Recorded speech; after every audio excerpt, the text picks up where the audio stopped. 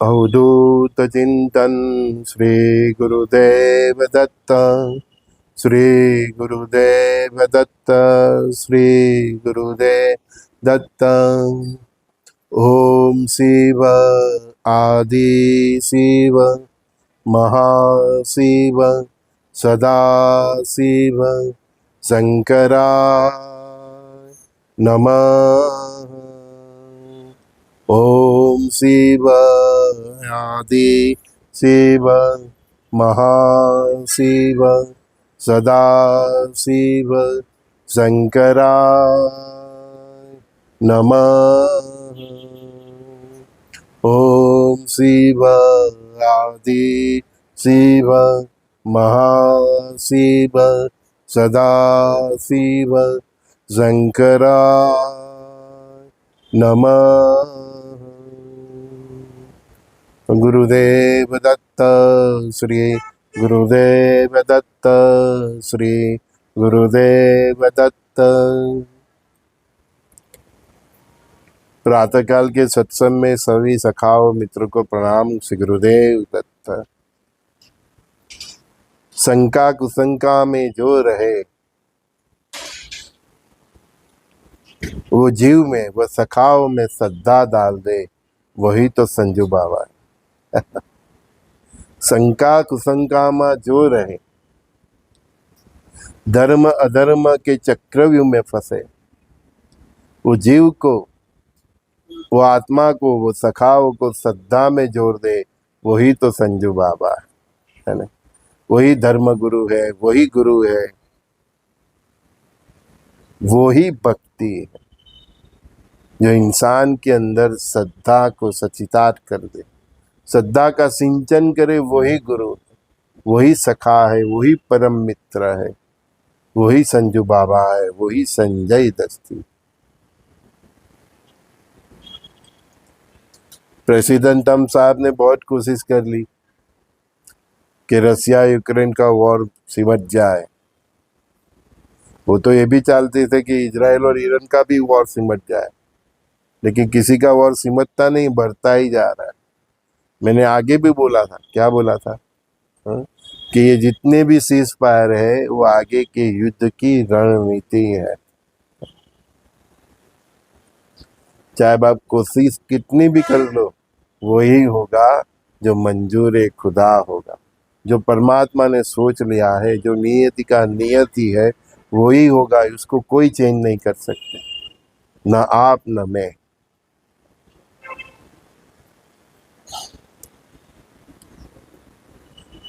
समग्र यूरोप के मतलब प्रेसिडेंट यूक्रेन के, उनका एक स्टेटमेंट आया था कि यूक्रेन जीता नहीं है लेकिन हारा भी नहीं, और रसिया जीत के भी नहीं जीता है, और यूरोप चाहता है कि यूक्रेन हारे ही नहीं।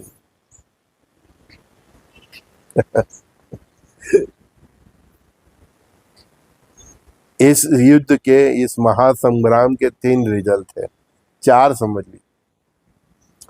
अगर यूक्रेन हार जाता है तो बहुत अच्छी बात है।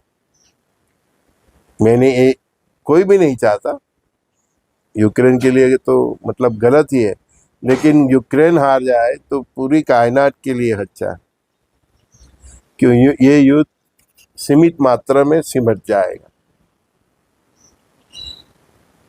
लेकिन उसके बाद के जो 3 फैक्टर है वो बहुत भयंकर है।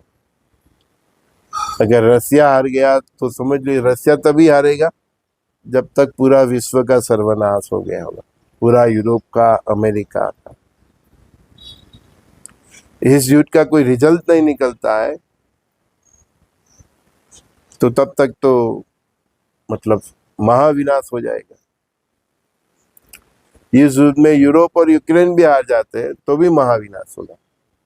तो ये युद्ध की एक अच्छी साइड यही है कि अगर यूक्रेन हार जाए तो वही समग्र मानव जाति के लिए अच्छा है। अभी मेरे सुनने वाले में कौन किसका फ्रेंड है वो विषय वो नहीं है, आप ये मत लेना अपने दिल पे, लेकिन जो परम सत्य है वो मैं बता रहा हूँ कि यूक्रेन हार जाए और ये युद्ध सीमित मात्रा में सिमट जाए तो समग्र मानव जाति के लिए अच्छा है। लेकिन फिर ये भी तो सोचो कि 2025 से 2032 तक तो महातांडव है ना, तो फिर ये कैसे रुकने वाला है ना। उसमें भी सबसे ज्यादा जल प्रलय से तांडव है। आप देखो अभी क्या हो रहा है, जम्मू में क्या हो रहा है, वैष्णवी देवी में क्या हो रहा है ना। देख लो पूरे गुजरात में भी किस तरह से बारिश आई, एमपी में देख लो, राजस्थान में देख लो। ये बारिश नहीं है, ये कहर है। क्या है? कहर है, ये परमात्मा का कहर है। इंद्रदेव की इतनी वो गनीमत नहीं कि वो महादेव से ऊपर जाके इतना तांडव ये पृथ्वी पर मचा है। मतलब महादेव की इच्छा है, प्रकृति की इच्छा है, महाकाली की इच्छा है, 64 योगिनी की इच्छा है, नव दुर्गा की इच्छा है, आपने जिस गणपति को बुलाया है वो गणपति की इच्छा है, कार्तिकेय की इच्छा है, सबकी इच्छा है, तभी तो इतना जल प्रलय हो रहा है। अभी देख सुनामी आते आते रुक गया है, ठीक है ना। अभी महासुनामी तो हमको देखना बाकी है। मैंने बोला ना, ये भूकंप भी आएगा, मोर देन 10 का आएगा, पृथ्वी को बीच से जैसे काट देगा ऐसा। मतलब बड़ी नहर जैसे, जैसे हमारे गुजरात में नर्मदा की नहरें बनाए, ऐसी बड़ी नहर जैसी, मतलब उसमें दरारें पड़ जाएगी। तो ये सब देखना है हमें। पूरी मानव जाति को ही ये सबसे बड़ा इतिहास का सबक है। मैंने क्या बोला था कि महाभारत 2 फिर से लिखा जाएगा, तो वो हम वही कालखंड में कि महाभारत 2 फिर से लिखा जाएगा। अभी ये युद्ध पारंपरिक जो अस्त्र शस्त्र है उससे लड़ा जा रहा है, ठीक है। अभी इसमें आगे बायोलॉजिकल वॉर आएगा, केमिकल वॉर आएगा, फिर लास्ट में परमाणु वॉर आएगा। बायोलॉजिकल वॉर और केमिकल वॉर में इंसान तड़प तड़प के मरेंगे, तड़प तड़प के मरेंगे। इससे अच्छा है परमाणु हमला हो जाए, उसमें आदमी 1 सेकंड में भाप हो जाता है, लेकिन उसकी आत्मा बहुत तड़पती है, क्योंकि सडनली वो देह से बाहर हो जाती है ना, तो वो आत्मा को समझ ही नहीं आता कि क्या हो गया। वो अपना शरीर ढूंढता है, लेकिन उसको न शरीर मिलना है न वो शहर दिखने वाला है। तो वो तो फाइनल स्टेज है। और फिर ऐसे जीवात्माओं का और आत्मा का उद्धार करने के लिए जो अवतारी पुरुष ने अवतार लिया है, उसको ही कुछ न कुछ करना पड़ेगा, नहीं तो ये पृथ्वी रहने के लायक नहीं रहेगी। ऐसी करोड़ों आत्मा भटकती रहेगी, तो उसका कल्याण तो परमात्मा को करना ही पड़ेगा, उनको गति देनी पड़ेगी। क्योंकि अकाल मृत्यु है ना, अकाल मृत्यु होते तो आत्मा भटकती रहती है, उसको उसका गंतव्य प्राप्त नहीं होता है। तो वो प्रोसेस भी परमात्मा को करनी पड़ेगी, ऋषि मुनियों को करनी पड़ेगी, अवधूकों को करनी पड़ेगी, तभी तो उनकी आगे गति होगी। हम बोल रहे हैं ना, हमको शमशान शमशान शमशान ही दिख रहा है। देखो अभी इजराइल भी क्या कर रहे हैं, है ना। उसका ग्रेटर इजराइल का प्रोग्राम चालू है। हाँ, वो बना के ही रहेगा। मैंने इसीलिए बोला था कि एक संसार के 3 गब्बर है। इजराइल ग्रेटर इजराइल के लिए आगे चलता रहता है, चलना चालू ही है। गाजा को समाप्त कर दिया, अभी यमन के पीछे लगा है, वो सब उसके सराउंडिंग सब क्लीन कर देगा। तो कितने मुस्लिम भाइयों का उधर सफाया हो जाएगा, आप सोचो तो सही है। अंतिम वॉर उसका ईरान के साथ महासंग्राम होना ही है, तो उसमें कितने लोग जाएंगे। इधर भारत को देख लिए, वो अखंड भारत के लिए जाएगा जाएगा जाएगा। हाँ, मोदी नहीं तो योगी, योगी नहीं तो जोगी, सबको करना ही पड़ेगा। ये सितंबर से ही देख लो, भारत एग्रेसिव हो जाएगा, एकदम एंग्री यंग मैन। हाँ, जो भी रास्ते में आएगा उसको फाड़ देगा, टाइगर की भूमिका में आ जाएगा। रसिया तो ऑलरेडी वो महान सोवियत संघ बनाने के राह पे चल पड़ा है। हाँ, तो ये तीनों परिस्थिति में फिर दुनिया में क्या बचेगा? 90% पॉपुलेशन तो इसमें ही खत्म हो जाएगा। क्या रे, पूरे साउथ इंडिया जल प्रलय से तहस महस हो जाएगा। हमने कई बार बोला है कि सूरत के नीचे का पूरा प्रदेश एक्टिव है, तो दरिया किनारे से दूर अपना आशियाना बनाए। इसीलिए तो हम बता रहे हैं, ये नेशनल हाईवे यहाँ थे, उसके उधर आप सूरत से बॉम्बे जाते हो तो नेशनल हाईवे 8 से लेफ्ट साइड पर आपका आशियाना बनाए। समुंदर से 30-40 किलोमीटर दूरी तो रखनी ही चाहिए, पहाड़ों से 5-10 किलोमीटर दूर रखिएगा। मैंने बहुत बार पुराने वीडियो में बोला है। अभी सब हमारा संवाद सुन के सबने चालू कर दिया, टीवी पे न्यूज़ पे भी आने लगा, पहाड़ों पे मत जाए। अरे भाई, हम कितने साल से 3-4 साल से चिल्ला रहे हैं, इतना चिल्लाया है कि हमारा गला भी बैठ गया है, और हमारा जो डेली वीडियो सुनते हैं ना, उनके भी कान पक गए कि सर क्यों बार बार एक ही बात बोलते हैं। लेकिन बार बार एक ही बात बोलने का गंतव्य ही यही है कि जान हानि ना हो, गवर्नमेंट सतेज हो जाए, जागरूक हो जाए। हमने तो वहाँ तक बोले था कि वो सभी स्पॉट का बिजनेस टूरिज्म पर है, तो वो गवर्नमेंट समझ के भी कुछ बोलने वाली नहीं कि उधर का लोगों की आमदनी उसके पिए। आपको ही सोचना है। इसीलिए इशारे में ही मैंने बोल दिया, इशारों में क्या बोल दिया है कि मॉनसून में कहीं पे जाना नहीं, और ये 2032 तक मॉनसून में घूमने जाना ही नहीं।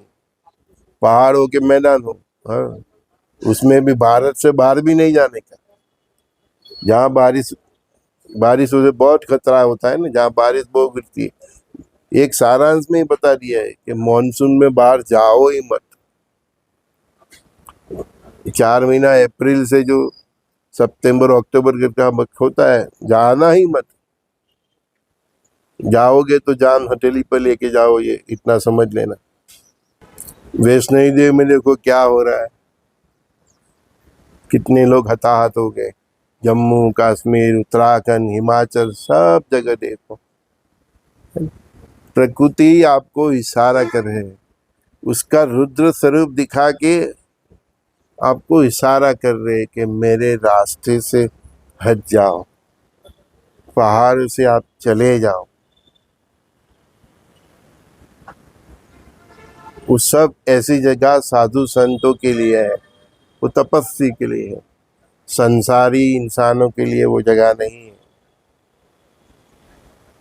जंगल है, पहाड़ों है, लेकिन हमने टूरिज्म बना दिया।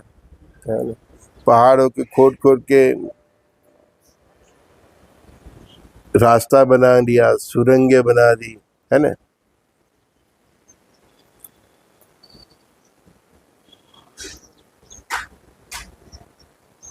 यमुना उत्थान पे है अपने, दिल्ली वाले को भी टेंशन है। गुजरात में देखो कितनी बारिश गिरी है, सूरत की क्या हालत हुई है, उत्तर गुजरात, सौराष्ट्र, सब जगह इतना तांडव है, इतना तांडव है।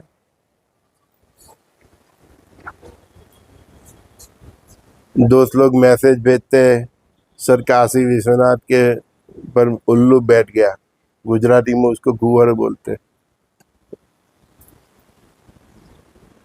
परमात्मा के कई इशारे होते हैं। मंदिर की ध्वजा फट जाती है, जल जाती है। मंदिर की ध्वजा, उसका जो स्तंभ होती है, उसे लिपट जाती है। कोई इंसान चल रहा है तो उसके सर पे आके कौवा चांच मार देता है। ये सब जो भी इशारे हैं, मंदिर में आग लग जाती है, ये जो भी इशारे हैं, आने वाले कठिन समय का इशारा होता है।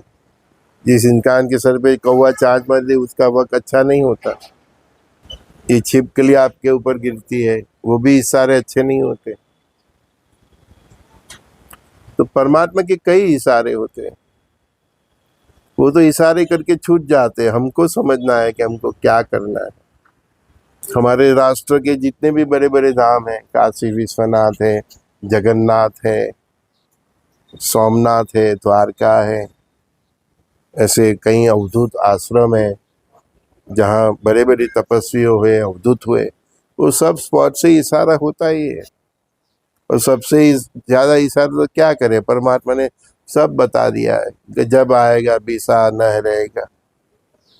हाँ, हमने भी कई बार गुरु कृपा से बता दिया, परमात्मा ने ही बताया नहीं। आज से नहीं, हम 1992 से बता रहे हैं कि जितने भी एनआरआई हैं, जो भी लोग भारत से बाहर रुके हुए हैं, उनको भारत वापस आना ही पड़ेगा।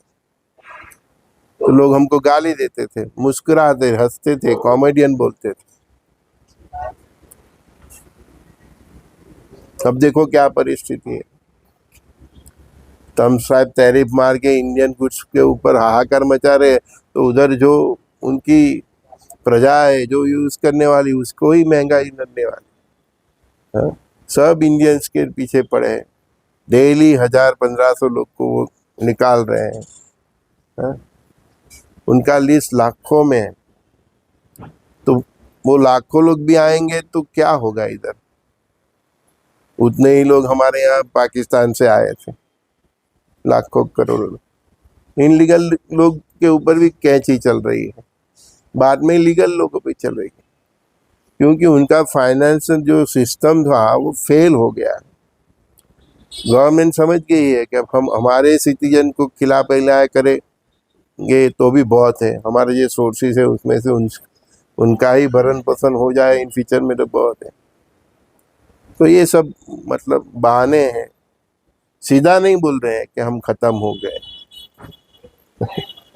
और ये परिस्थिति धीरे धीरे सबके सामने आ जाएगी, फिर डॉलर इक्विवेलेंट टू रुपीस हो जाएगा। हाँ, तो भारत तो गर्व सीमंत है ना। भारत में छोटे से छोटे आदमी के पास भी सोना होता है, उसका सेविंग होता है।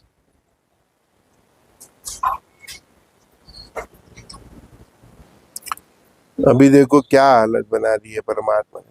जम्मू कश्मीर, हिमाचल, उत्तराखंड, सब जगह बस साइंटिफिक रीजन दे देते हैं, बादल फट गया। अरे क्या बादल फट गया? ये सब इंद्रदेव का तांडव है। तो महादेव की इच्छा से ही करते हैं, बाकी उनकी औकात नहीं कि महादेव के अगेंस्ट जाए। और ये जल प्रलय 2032 तक बढ़ता ही रहने वाला है, हर साल बढ़ता ही रहेगा। वहां तक बढ़ेगा कि आप पहाड़ पे रहना ही नहीं नहीं छोड़ा तो वो पूरा पहाड़ ही गिरा देंगे। इन फ्यूचर में परमात्मा फिर से पहाड़ों की रचना करेंगे, बड़ा भूकंप ला के वो पूरा उस स्थान को ही खत्म कर देंगे। जम्मू कश्मीर की खूबसूरती भी खत्म कर देंगे अगर आपने उधर जाना बंद नहीं किया। ये सब तपस्वी भूमि है, साधु संतों के लिए हमने आशियाना बना दिया, तो वो ही हम भुगत रहे हैं। वो सब उसने देख लिया, समझ लिया है कि अभी आशियाना, ये पॉपुलेशन ही कम करना पड़ेगा। हाँ, सब जगह हमारे लिए थोड़े हैं। हमारे घर में भी एक रूम होता है, वो मंदिर का होता है। इसी तरह ये पहाड़ों है, ये जितनी बड़ी हिल स्टेशन है, वो सब परमात्मा की मतलब उधर देवों का वास होता है। साधु संतों के लिए वो सब बनाया गया है। वो एकांत में शांति से जिए, तपस्या करे, उधर के फल फूल को खाए। हमारे संसारी लोगों के लिए नहीं है, हम समझते ही नहीं है। और तो ऊपर केदारनाथ भी बनाया तो उधर वो तपस्वी के लिए, हमारे लिए नहीं है। हमारे लिए है ना, मैदान में सोमनाथ है, उज्जैन है। हाँ, वहां जाओ। अमरनाथ पर क्यों मरने को जाते? गुरुदेव तो स्वस्थ बोलते थे अमरनाथ नहीं है, मरननाथ। क्यों जाने का उधर? इधर है ना, मेरे 12 ज्योतिर्लिंग दर्शन हो जाए। अरे भाई, एक ज्योतिर्लिंग को भी पकड़ के रखो ना। आपकी श्रद्धा और भक्ति होगी तो आपके इर्द गिर्द भी जो महादेव का मंदिर होगा वो भी कल्याण करेगा। हमें आत्मा का कल्याण करना है। हमें भव भव की जो चक्कर है उसमें पार होना है कि बस घूमना है। 12 ज्योतिर्लिंग का दर्शन करेंगे क्या क्या तभी महादेव कृपा करेगा? ऐसा कोई लिखा है विधान में? सीधी किसी साधु संत ने बोला है? कभी महादेव ने बोला है? हाँ, 4 धाम जाएंगे क्या क्या क्या जाने का क्या है? आपका इंटेंशन क्या है? 4 धाम जाओगे तो क्या आपका कल्याण हो जाएगा? आपका कल्याण आपका जीवन पद्धति से होगा। आप अपने संस्कार नहीं बदलते, आपके कर्म नहीं बदलते, आपकी सोच नहीं बदलते हैं, आप सात्विक जीवन नहीं जीते, आप में सखा भाव नहीं, आप में परस्पर देवों का भाव नहीं, आप में कोई कैरेक्टर नहीं है, हैं? चार धाम जाके आपको क्या मिलेगा?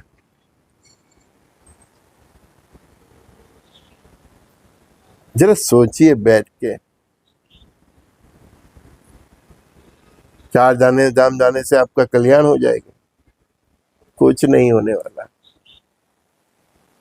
आपको पसंद आए ना आए, जब तक आप भीतर से शुद्ध सात्विक नहीं होते, आपका कोई चरित्र नहीं होता, हाँ? लग्निष्ठ सबन ये सब जो काम वासना दुनिया भर की आपके अंदर वासना हो, उससे मुक्त नहीं होते,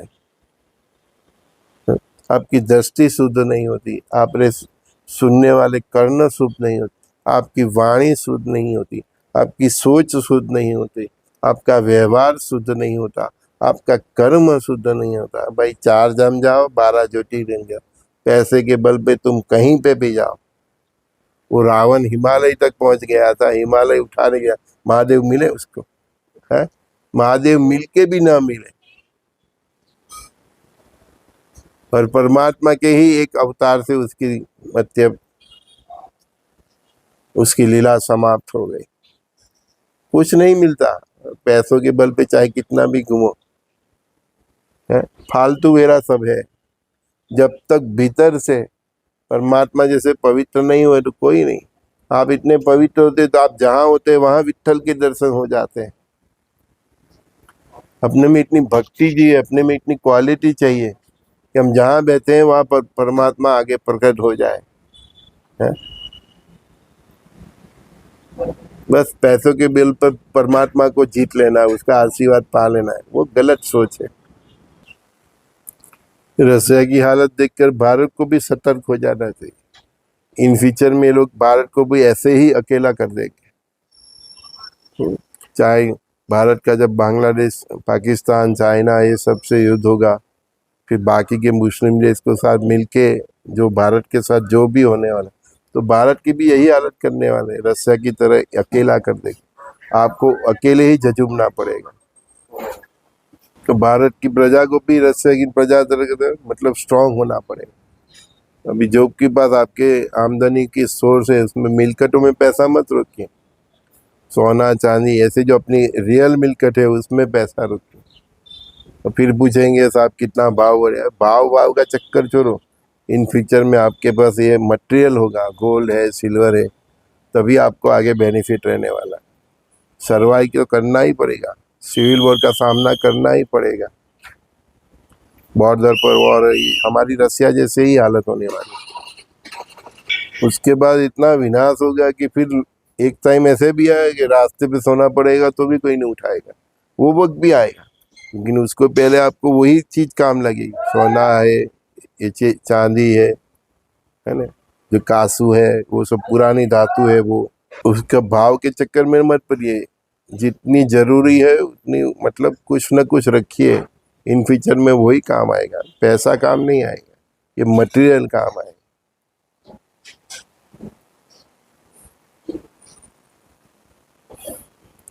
ठीक है, संजय बोधीवाला का प्रातःकाल के सत्संग में भविष्य के बारे में जो कुछ भी मेरी परमात्मा ने के जो कुछ भी इशारे हैं, उसके हिसाब से मेरा जो कुछ भी आकलन है वो आपके साथ मैंने शेयर किया है।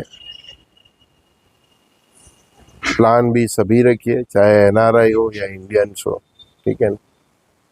नदी समुद्र के किनारे आप रहते हो, समुद्र से दूर रहिए। नदी के किनारे पे रहते हो तो ग्राउंड +2 मस्ट टू, और मकान भी ऐसा मजबूत बनाना कि भूकंप के आंचके सहन कर सके। ठीक है, प्रणाम, मिलते हैं। श्री गुरुदेव दत्त।